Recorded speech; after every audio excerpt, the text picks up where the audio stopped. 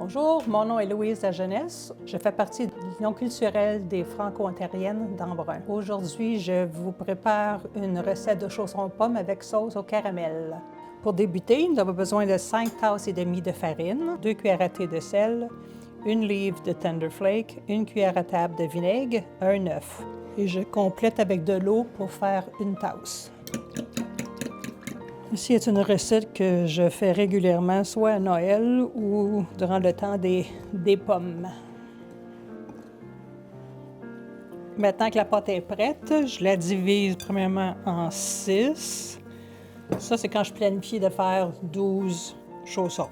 Je saupoudre un peu de farine pour pas que ma pâte colle sur le comptoir.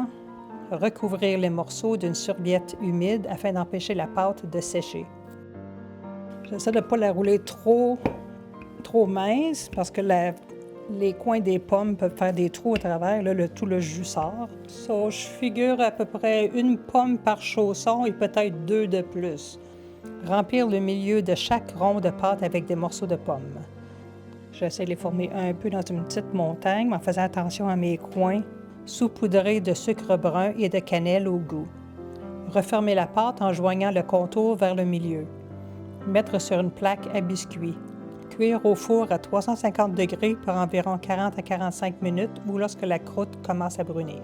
Pour la sauce au caramel, faire fondre le sucre brun dans une casserole à feu doux pour éviter qu'il brûle. Continuez en brassant continuellement jusqu'à ce qu'une partie devienne liquide et le reste foncé. Retirer du feu et ajouter doucement les 4 tasses d'eau. Le sucre figera au fond. Remettre au feu et continuer de brasser jusqu'à ce que le sucre soit complètement fondu. Mélangez la fécule de maïs et l'eau dans un contenant séparé.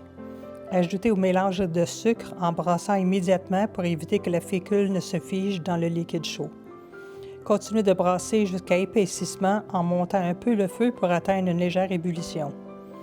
Ajoutez ensuite le beurre et la cannelle. Servir la sauce sur les chaussons pour une bonne dégustation.